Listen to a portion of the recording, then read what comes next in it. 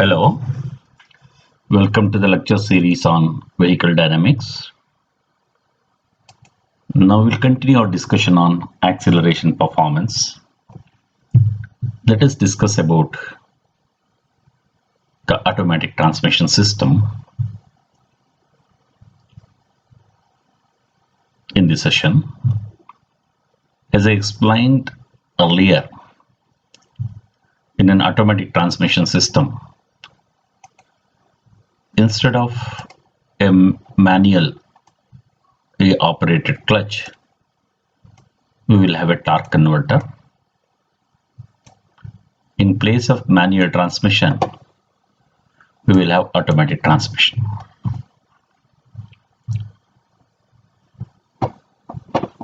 First of all, what's a torque converter? It is assumed that you have learned about the working of torque converter in the automotive technology course. Here, just to make a few points clear about the effect of transmission system on acceleration performance, this has been considered. You know, in a fluid coupling, there will be two components. One is the pump and the other one is the turbine. The pump is driven by the flywheel, where the pump pressurizes the oil, and this oil is made to expand in the turbine. So because of the change of momentum, the turbine imparts torque to the output shaft, which is connected to the automatic transmission system. In the fluid coupling, it is just a coupling between the transmission shaft and the engine shaft. But to multiply the torque in a torque converter, there will be a separate unit. Here, that we call it as a stator.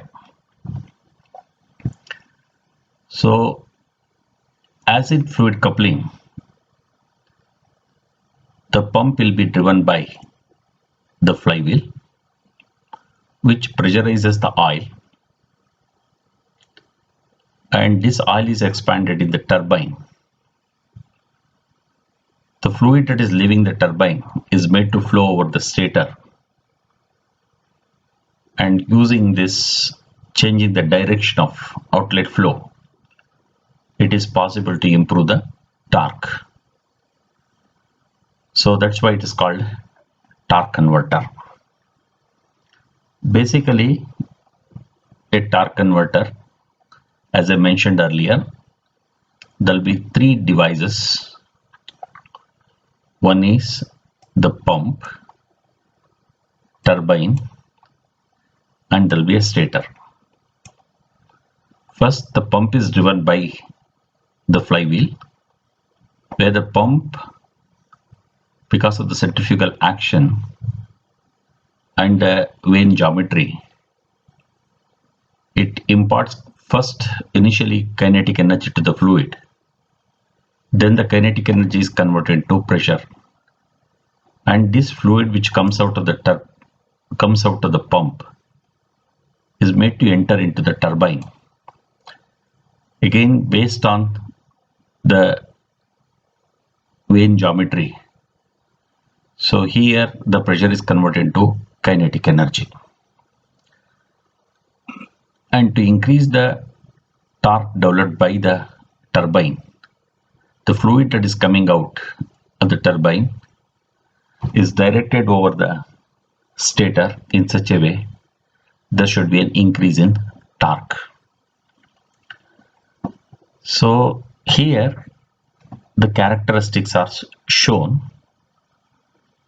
Here torque versus the speed ratio. Here the speed ratio is defined as output shaft speed to input speed shaft, like this. So the input shaft is rotating, the output shaft is not rotating. When the speed ratio is 0, okay, the torque is multiplied. Torque is made will be high. It's around 2. As the output shaft speed is increased, the torque start decreasing. So this is what you can call it as torque versus speed ratio characteristic.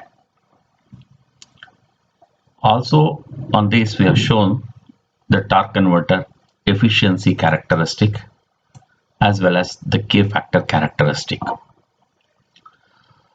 So basically in this figure you can see here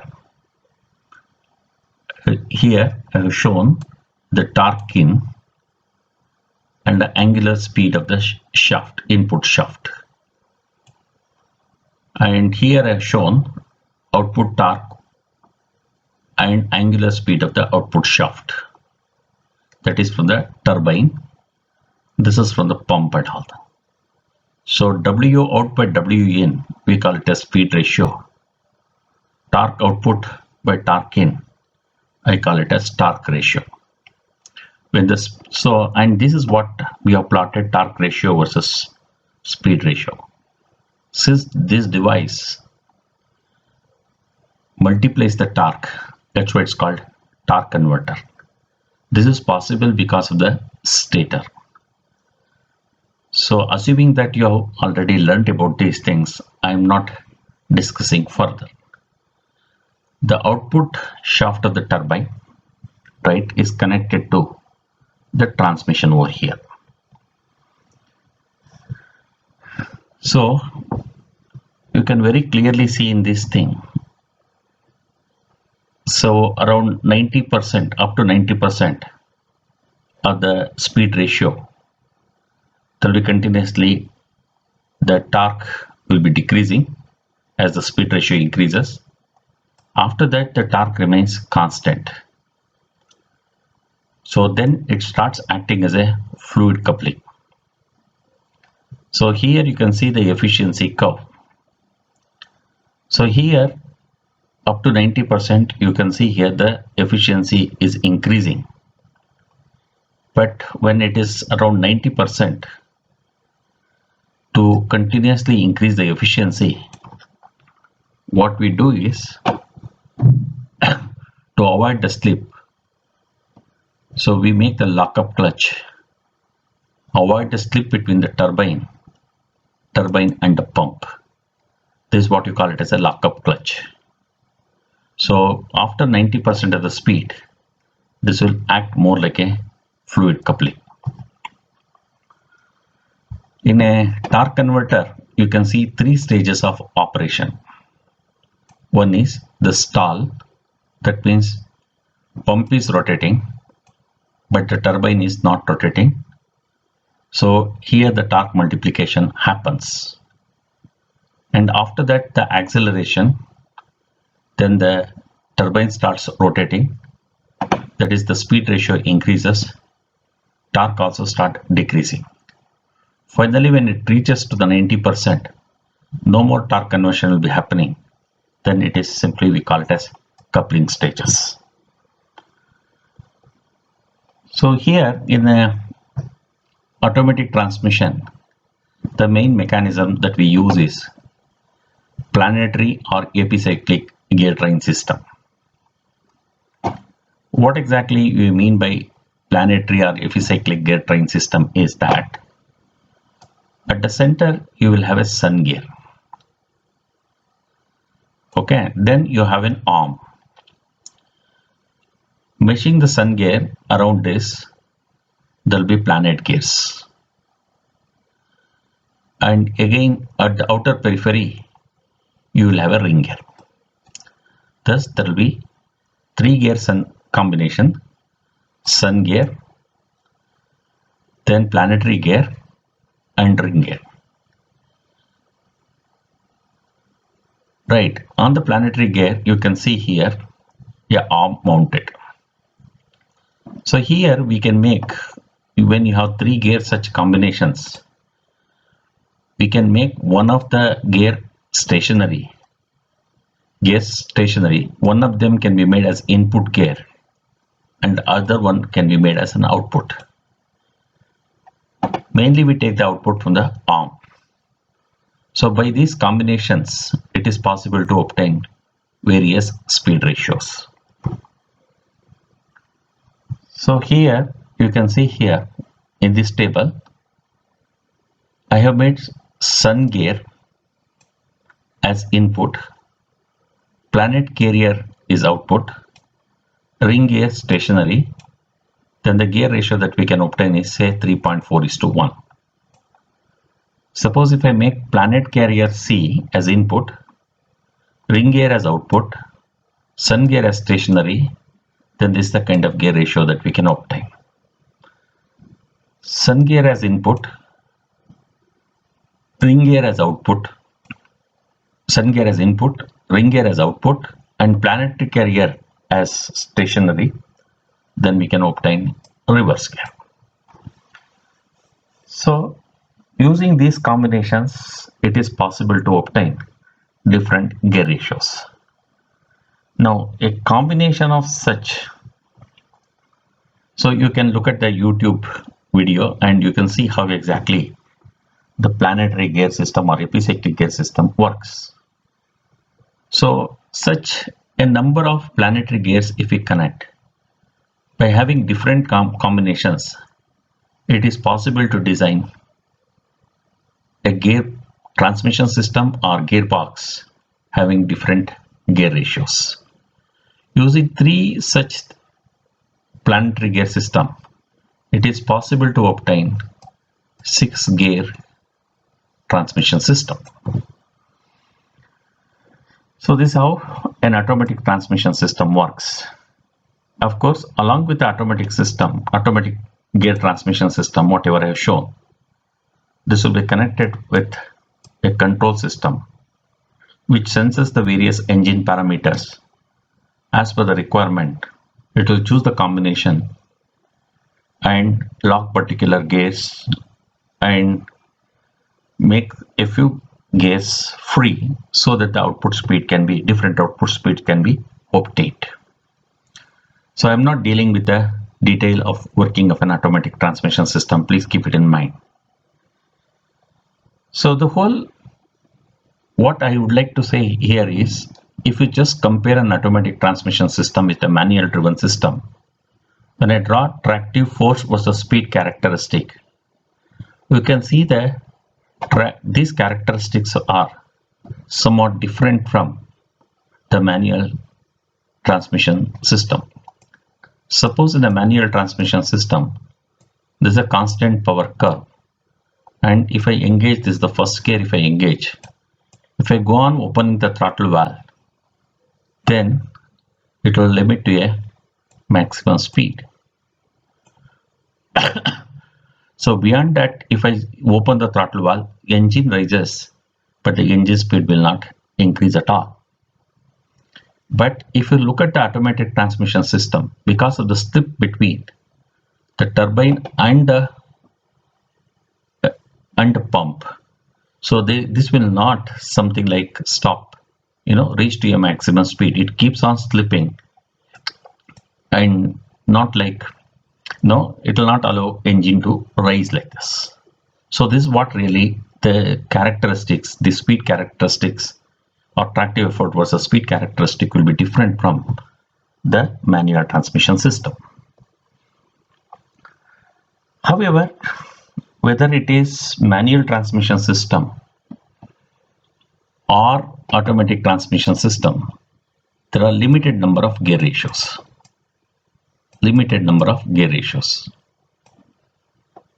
As you have seen, tractive effort versus speed, and this is the constant power curve, and to exactly follow this curve so that the vehicle performance can be improved, it is better to have infinite number of gear ratios.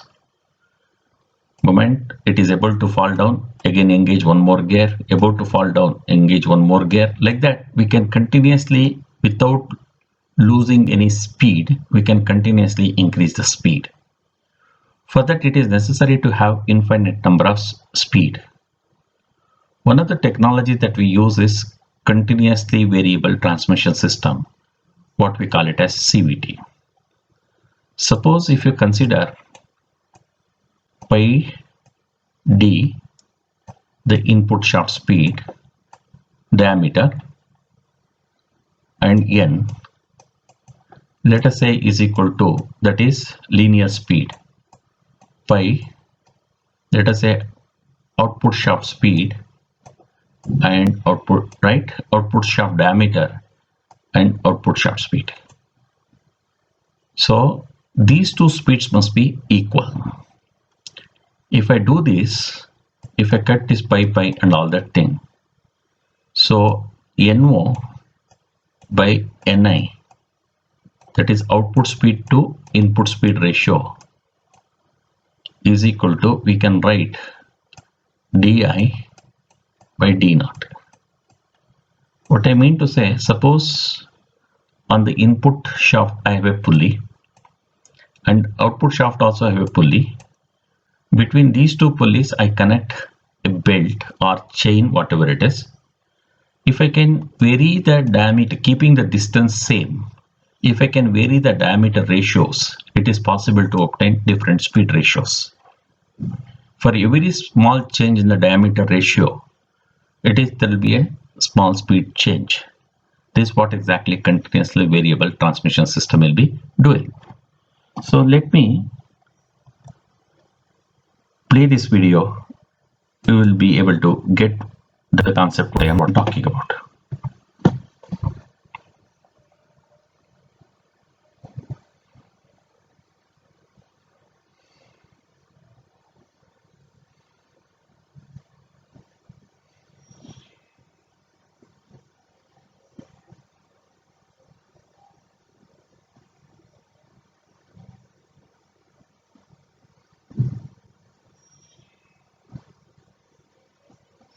Thus, by varying this using the continuously variable transmission system, it is easy to follow the constant power curve shown over here.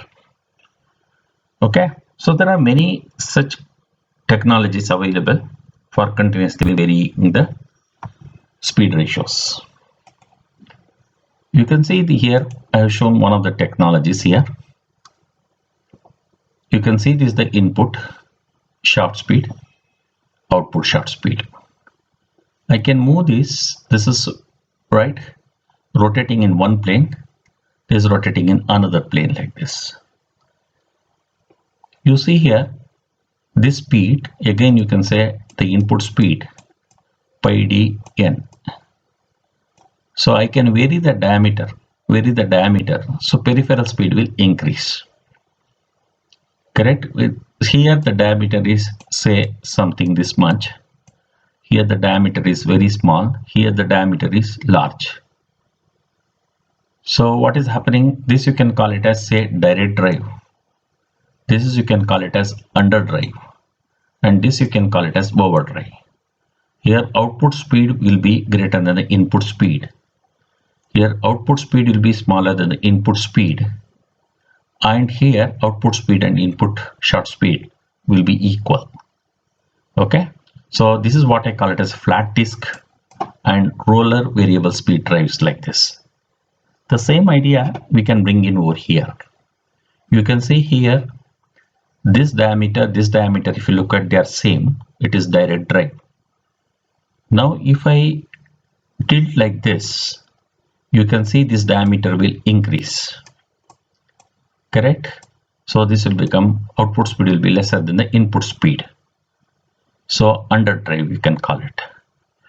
Here if I vary this way, the output speed will be more than the input speed. Then you can call it as overdrive. That's how various types of technologies that we can use, and we can have the continuous variable transmission system we can realize. So the same thing which are shown earlier. Okay, that's how using transmission system, it is possible to influence the acceleration performance.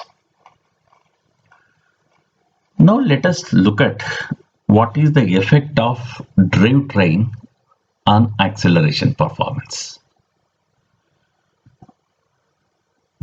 So here what is happening here, this is the complete powertrain. Okay, this if I engine, if I take it out, and this will become your drivetrain. Here you have the clutch, which is a rotating part. Then you have transmission again, which is rotating part. Then you have a drive shaft, which is also a rotating part. Differential, a rotating part. Then you have axle, a rotating part. Then you have tire, which is also a wheel, which is also a rotating part. So now the question is very simple, right?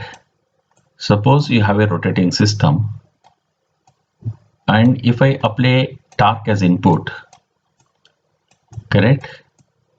And let us say this is something input displacement and input velocity. Each of this rotating part will have mass moment of inertia, let us say J. Then there is output. This mass moment of inertia, this will be opposing this motion, the inertia. So now the thing is, inertia depends upon, suppose if I say mk square, where k is the radius of gyration, m is the mass. Definitely the mass of these components will affect the acceleration performance. Because of the inertia, the whole process slow down, the response will be affected because of the inertia.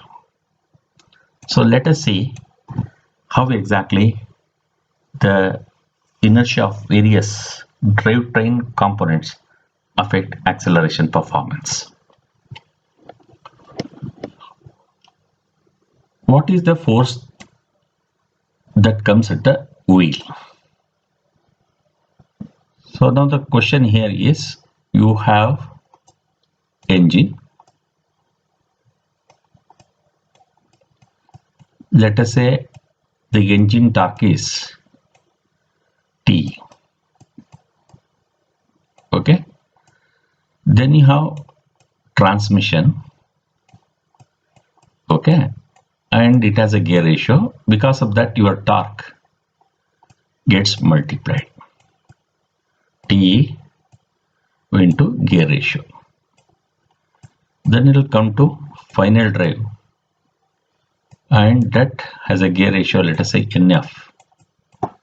And the torque here will be T NG, and it gets further multiplied, that is NF.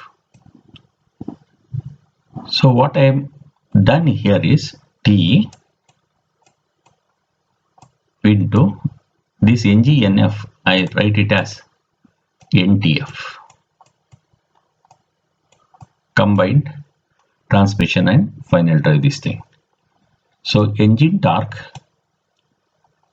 then multiplication of torque due to transmission as well as final drive, transmission efficiency. Okay, fine. After this is the torque that is available here at the axle. Then you have the wheel over here. So now the thing is, whatever torque is there, it is available at this point. Okay, this torque divided by the radius of the wheel will give you traction force. Correct? The traction force is, say, Fx. That's what I've shown. This is the traction force.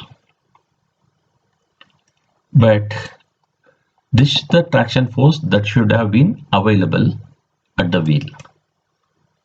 But some traction force is lost. That last traction force is because of inertia.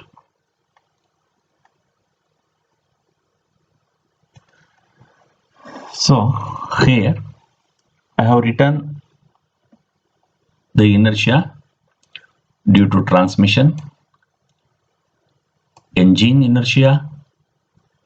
Okay. Next thing is drive shaft inertia and wheel inertia.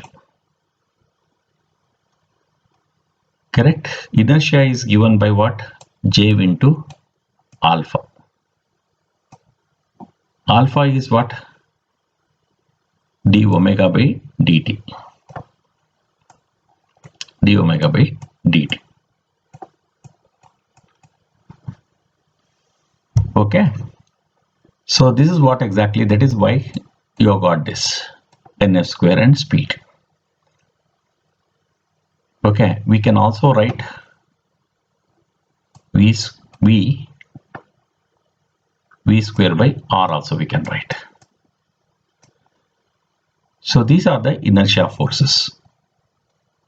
Correct. This is inertia due to engine, inertia due to transmission, inertia due to drive shaft, inertia due to wheel. Okay. Now you see here acceleration.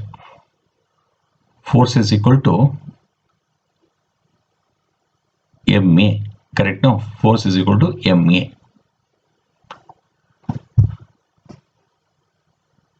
Right. Now these are all torque values. Anyway, I have divided by R and I have considered these as forces. So what is acceleration? This is the traction force. In that I am subtracting road resistance, drag force, gradient resistance. If there is a hitch, I am subtracting this. So net force. W by G is mass.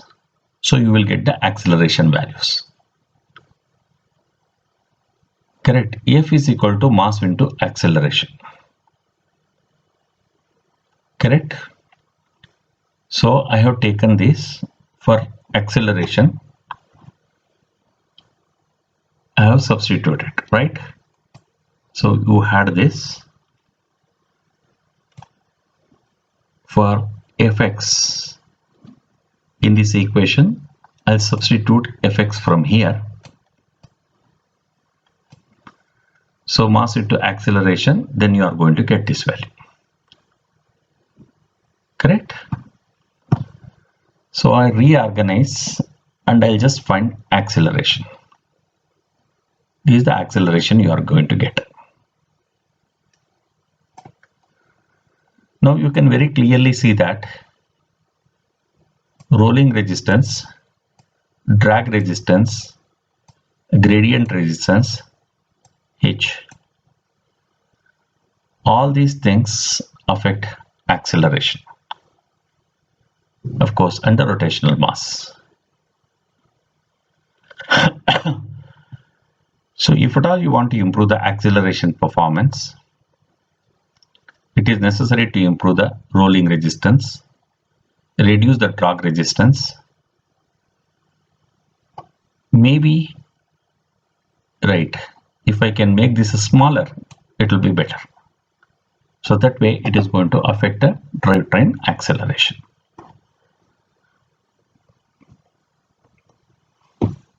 Hence, many of the times to reduce these inertias, correct, reduce these inertias, we have to reduce the mass. So many of the times drive shaft will be a hollow shaft, and see that the gear materials are proper gear materials are chosen and the mass reduced. Okay, so please know that this whole thing I can consider this as a rotational mass. That is where the MR, like F is equal to MA.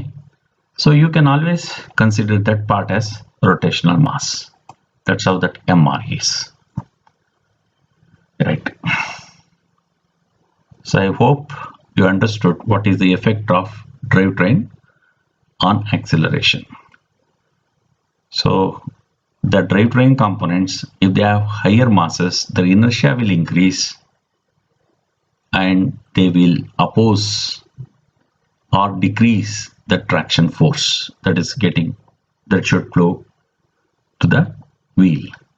Once this force decreases, acceleration value will decrease. So hence it is very carefully we have to design our drivetrain so that the inertia is minimum possible. Still, the material should be able to withstand the required torque and the stresses induced due to such torque. Another factor that affects acceleration performance is power to weight ratio. Again, as you see, acceleration is force by mass. Correct. So let me multiply this with velocity.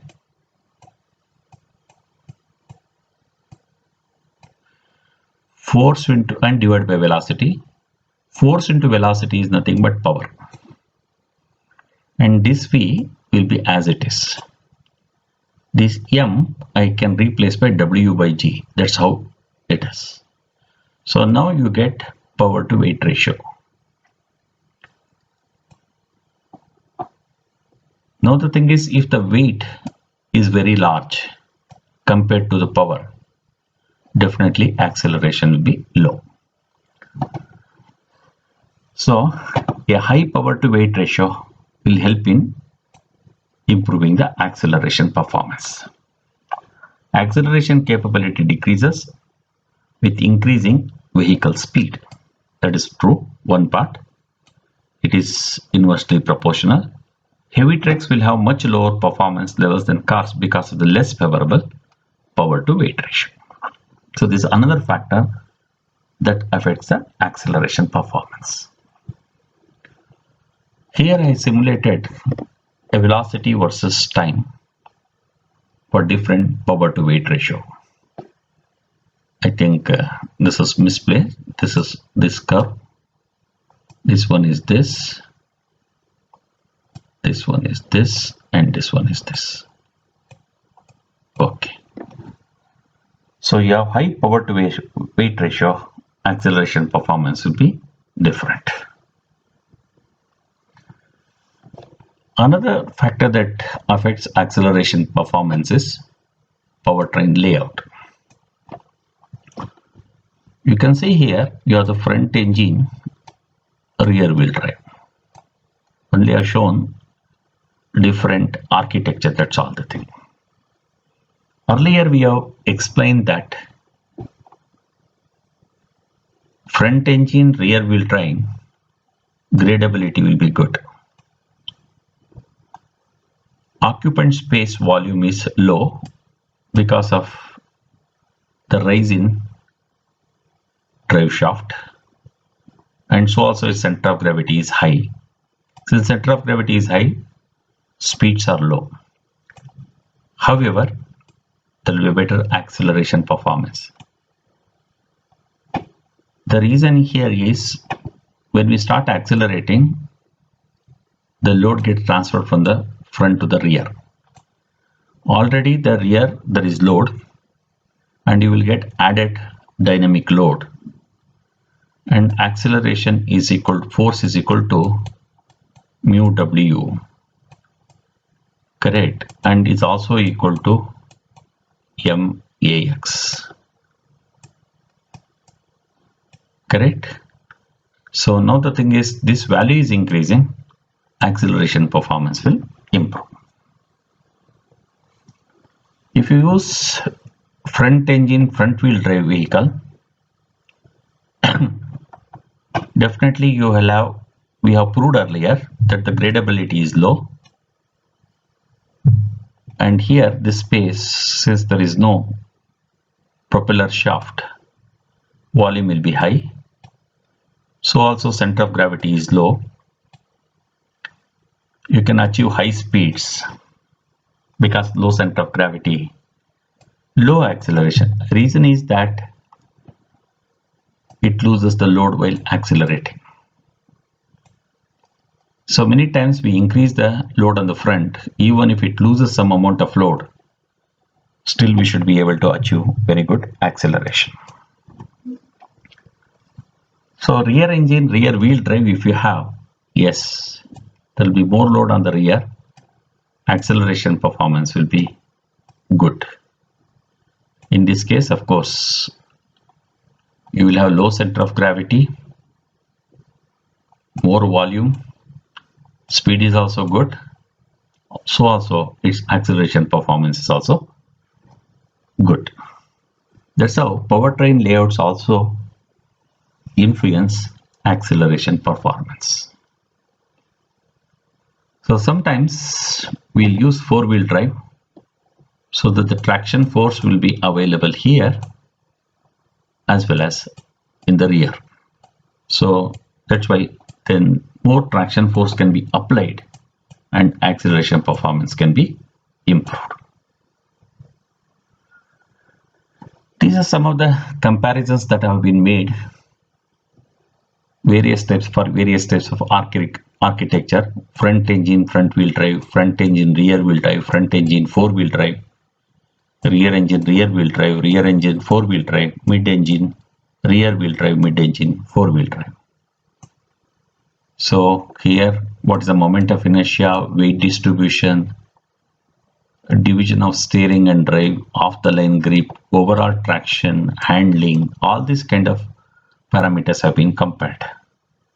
So that way, mid-engine rear wheel drive scores very high. But you have to look at from the commercial point of view, like how many passengers can, what is the volume available and all that. So it is basically looking at the score. We cannot be doing all these things.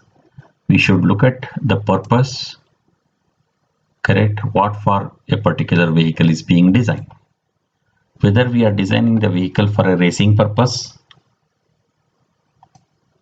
okay, then that is fine. Whether we are designing a high performance vehicle, that we have to look into, or whether we are designing a passenger car, we should look into. Based on that, we have to choose the architecture. So just because it has a very good score, we cannot be making it as the architecture for all purposes, vehicle architecture for all purposes. So it is just another graph showing front and rear drive acceleration performance. So here, the rear drive wheelbase length 250 centimeter, height of center of gravity 50 centimeter. Again, rear wheel drive wheelbase length 200 centimeters and H 50. So you can see here, as the percentage weight in the front start increasing, okay, its performance will be decreasing like this. Here, for the front engine, as the load on the front increases, its acceleration performance start improving. That's the idea here. Okay. So somewhere, if you look at this one, at this point, between 55 to 60%, both front engine and rear wheel vehicle drive will have similar acceleration performance, right? Suppose there is 55% weight in the rear and the remaining weight in the front, then the rear wheel front engine rear wheel drive vehicle will have better acceleration performance. Okay, this is all about engine power limited acceleration. Engine power limited acceleration. One more point I would like to make is that can we just go on increasing the power of the engine.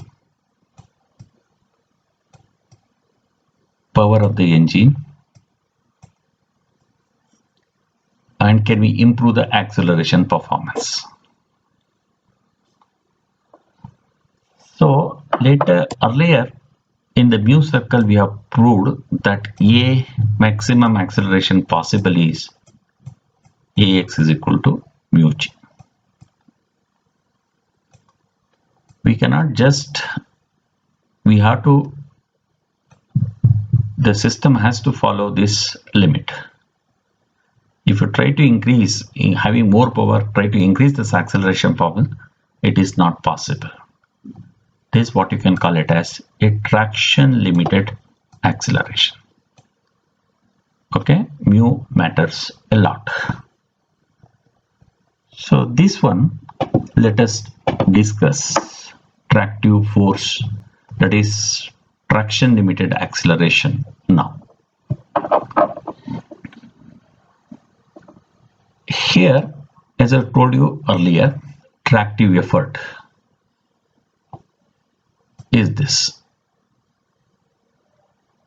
So as I told you, this is the engine torque. This is the multiplication factor, transmission and final drive, transmission efficiency divided by R, and that is the tractive effort. That is what I am calling it as Fx. Correct? Fx. Fx is equal to mu w. Right, Fx is equal to mu w. So Fx is also equal to mu w, mass of the vehicle, into acceleration of the vehicle. If I replace w by mg, correct? So this m, if I cancel, as I said, maximum acceleration possible is mu g.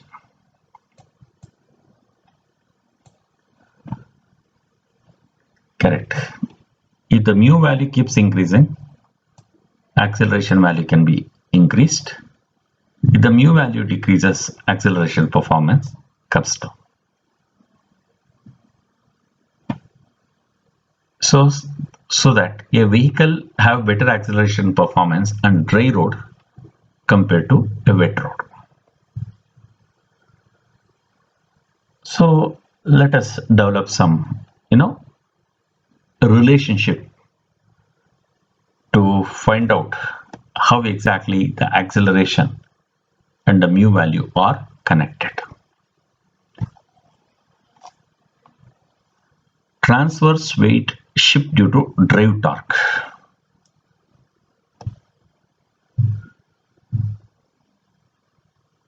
Transverse weight transfer occurs because the drive shaft torque Td reacts between the frame mounted engine and the axle.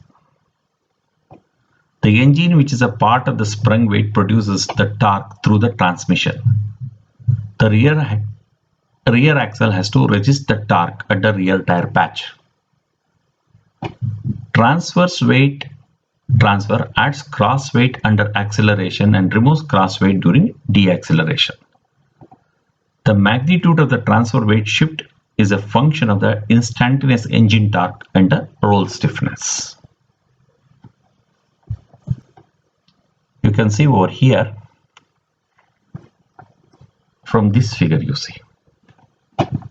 You have the engine here. You have the transmission. And this is the drive torque. Okay, you are from the transmission, you are getting the drive torque. So this is the drive torque I am talking about. If you come to this figure, this is the drive torque you get. Assume in this case the engine is, it's a front engine rear wheel drive. Because of this torque, what is going to happen? You see here, these are rear wheels. The rear wheel whatever the total load that comes on the axle, that I have divided by 2 plus this Wy because of this torque. It gets added up. Here that much load is lost. As a reaction to that, the suspension torque is created. Okay, that is given as Ts. Now let us find out what is this Td is equal to.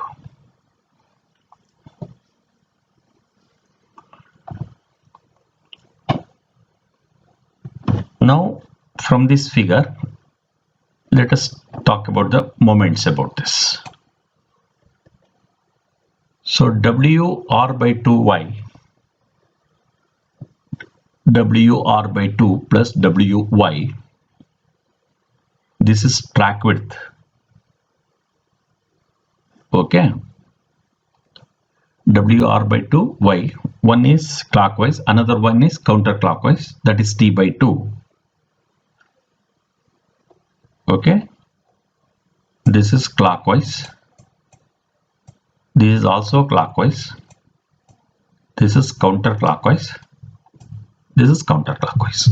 Okay, this torque, this torque, this torque and this torque, 4 torques are considered and they are equal to 0. From this I will be getting Wy is equal to Td minus Ts by T. Okay, keep this Wy. What is Td? Let us say the torque at the wheel,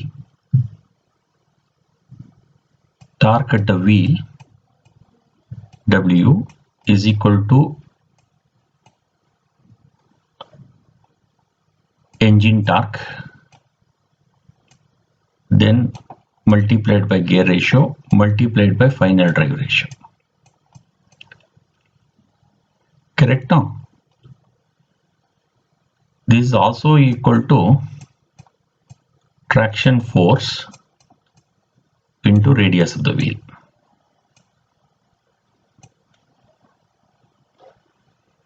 So this is nothing but Tng is the Td, drive torque. So Td is equal to Fx by R into Nf. You will get this. Okay, that's fine. Now Ts, this is suspension stiffness and this is the roll angle. Correct? Suppose what I am trying to say is this suspension mass is there. Correct. Now the thing is, this is, let us say K phi. If it is front, you write front. The total suspension stiffness is K pi f. It will roll, so I multiply with, because the rolling stiffness, okay, it is Newton per radian, so I multiply with pi. Similarly for rear, I will do this one. Total stiffness is front stiffness plus rear stiffness. Okay, so this is the torque that you are going to get. So for example, you get like this rolling, sorry, because of the rolling, another suspension is like this. You see here, this is phi. Correct? No. So K pi f into phi. Okay, you will get a roll stiffness. So then I can write Td is equal to phi is equal to Td by K phi. So Td is equal to K pi f and K phi r. So then suspension rolling torque for the rear is you can just go back to this equation and phi value you substitute. Phi is nothing but Td by K phi, that is nothing but for front, this is the value. So phi r and this multiply, I'll get TSR. Okay, now we already know this about this one. So now TS and TD value you substitute. Correct. So we are going to get WY like this. And simplify, you'll get WY. Then during acceleration, we have already proved this. Correct. Now substitute for acceleration. Okay, that acceleration is forced by this thing. Okay, done. Then the weight transfer WR will be WR by 2 minus Y. Substituting for one of the wheels, we are going to get this way. Finally, when I solve for F, X, I will get this one. Okay. Reorganize these things, I'll be getting an equation, maximum acceleration possible like this. Please remember this. This is solid axle with a non-locking differential. It is rear axle. So maximum acceleration possible, I have derived. Here it is in terms of road mu, vehicle weight, B and L, you know, the distance of center of gravity from the front axle, wheelbase length. This is rolling stiffness front, total rolling stiffness, final drive ratio, radius of the wheel, all this thing, and track width. Height of center of gravity. In terms of everything, we can find out. This is the maximum acceleration. Substitute the value. So here, these are all the vehicle parameters. They are fixed. Only variable is mu. So Fx maximum depends on mu. If it is a locking differential, means whole thing acts as a single block, and this will become, this is ignored. Once this is ignored, then this will become this way. Okay, this is the maximum acceleration possible. The same way I can do it for the front drive axle. I'll be getting this equation. Okay, this way we can get this. So it all depends on mu. This is what we call it as a traction limited acceleration. Okay. This is non-locking differential. This is a locking differential. Locking differential means, suppose like no, one of the wheels on the wet road, another one is on the dry road and all that. One will be slipping. The torques will be equal. We have to make the torque unequal. So we have to transfer more torque to the dry road and less torque to the wet road and all that. Then we can lock. That means whole these axes, left and right axles, they should act as a single axle. That way we need to lock. Then it is locking differential. Okay, for that this equation holds good. This equation holds good. Right. So now what happens if I start? Okay, Fx again depends on torque. If I supply more torque, then what is it can hold? Then what really happens?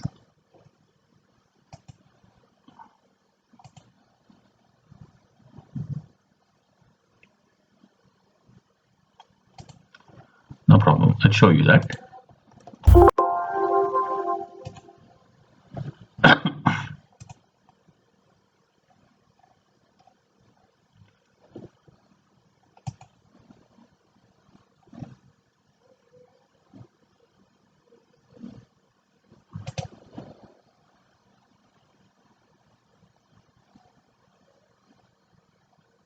If I start accelerating, fine, this is the acceleration, it should happen.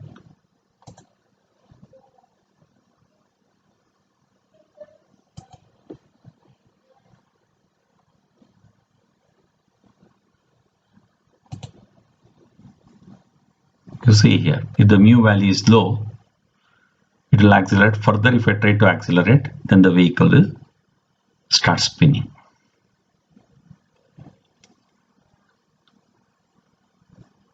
Okay, if I further decrease the road mu,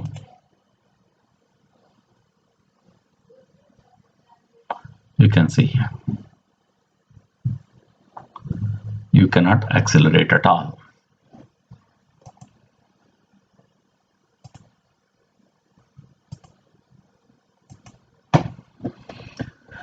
Okay, so I have shown for different values of mu what is the acceleration performance of the vehicle.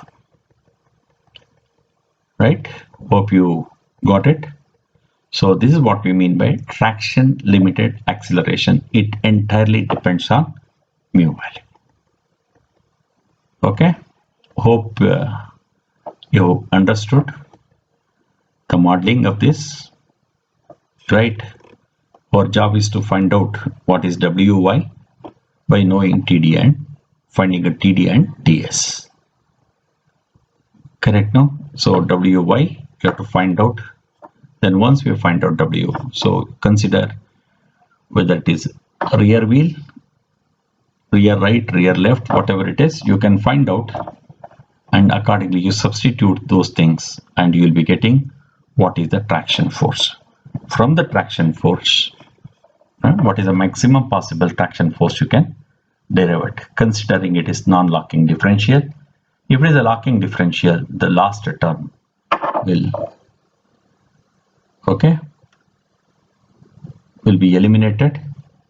Okay, so that only this will become the equation, and this same thing can be applied for independent suspension system.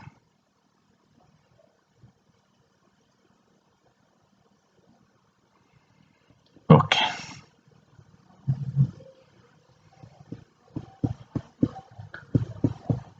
Right, sir. That is the maximum acceleration possible. Now, if that is the case, what exactly now? Suppose your vehicle is running on a very low friction road, very low mu value. So in that case, suppose it's a dry road, your vehicle is running with high speed, all of a sudden you come across a patch with a very low value of mu. Let us say oil is spilled on this. Moment this vehicle enters into this region, the vehicle will start spinning. So that makes the vehicle unstable. So there is where we have to look into the safety of this. So how do we manage this? This is where we bring in traction control system.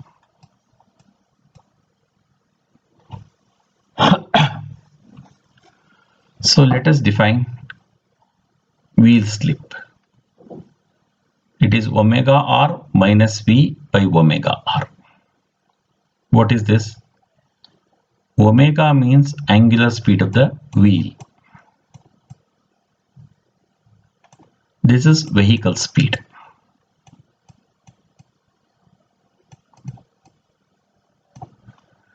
Now, what's really happening is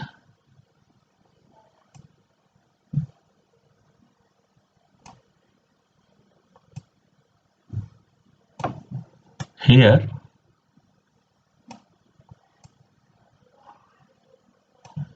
your wheels are spinning. Omega is there, but vehicle is not moving.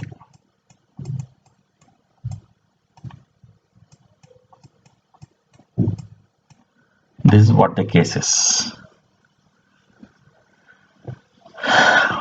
Okay,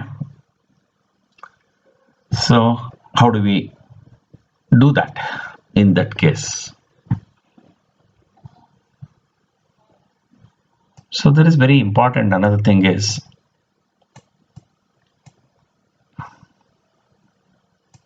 you can see percentage slip versus mu.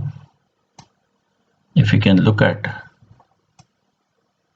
somewhere at 20% here, mu will be maximum, around 20% slip.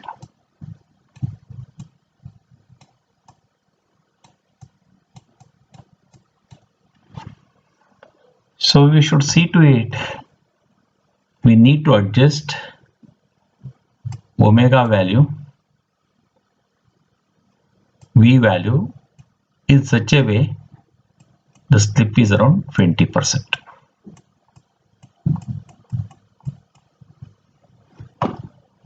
That means have a controller now, put the sensor here, this should get omega. From the vehicle speed sensor it should give V, calculate a percentage slip. Let's choose exactly 20%, may not be possible, around this range. Suppose there are two things. There is a throttle valve. If you open throttle valve, the speed increases. Second one is brake.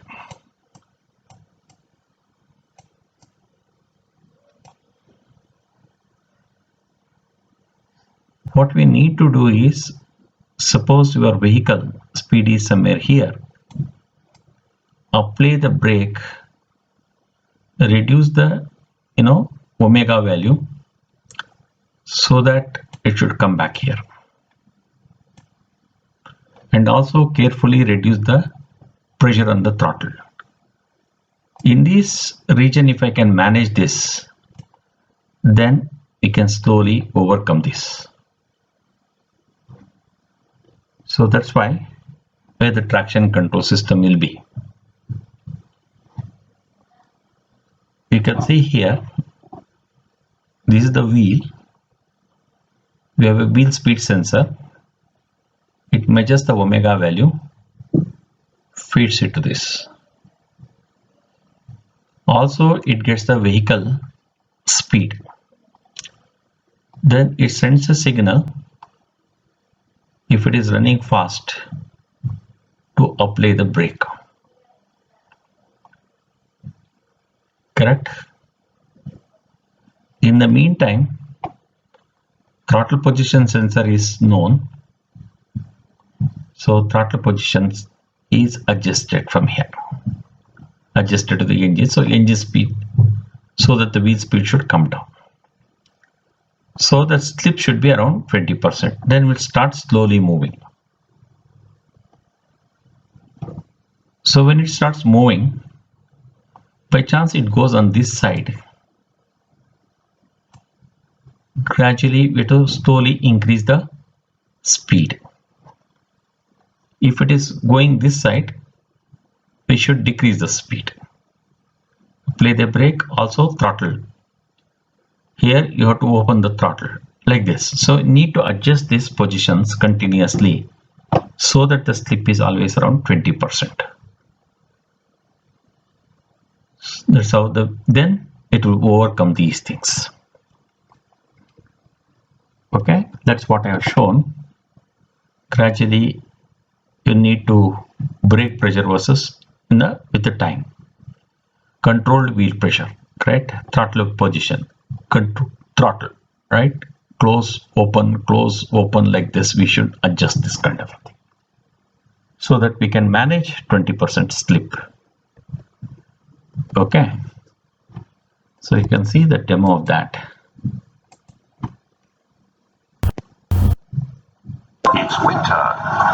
has to stop on an incline. The right-hand wheels are hard slow.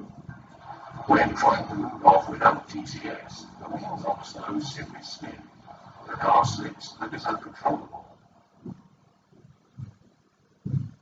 Each winter, the driver has to stop on an incline. The right-hand wheels are hard slow. TCS prevents the wheels from spinning. The car moves off safely and stays on track. Wash. Invented for life.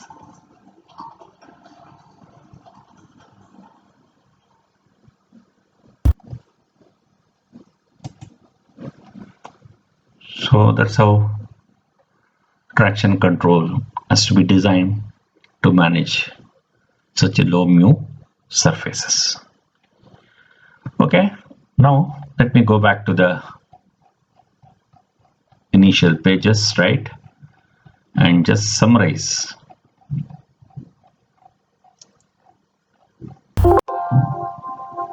So you understood now engine power limited acceleration. Under this need of transmission, under that manual transmission, automatic transmission, CVT transmission, how exactly they affect the performance of a vehicle, acceleration performance of a vehicle. Also, we have studied how exactly power to weight ratio and powertrain inertia and powertrain layout influence acceleration performance. And later we discussed traction limited acceleration, how exactly the road mu is an influencing factor on acceleration performance of the vehicle. If it is a very low mu value, how exactly the vehicle has to overcome. For that, how TCS, traction control system, can be used to overcome such a difficulty, we discussed under traction limited acceleration. So that's about acceleration performance. And you must also know that transmission design, one is definitely helps in designing a good acceleration performance, but also if at all it's a fuel economy is the issue, what necessary care we should take while designing the transmission, that also has been discussed. Okay, thank you very much now.